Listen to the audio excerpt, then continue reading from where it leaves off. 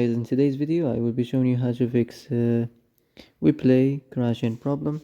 So the answer is easy. Just go to the settings and then scroll down to the apps section and then go to the search and search Weplay, and then go to the storage, and here you will find this clear cache option. Click on it.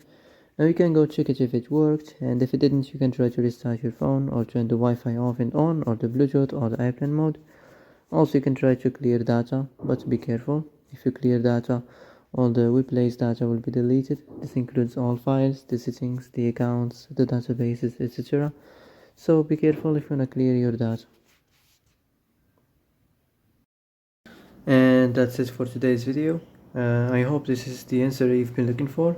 If you like this video, don't forget to like and subscribe, and see you in the next video.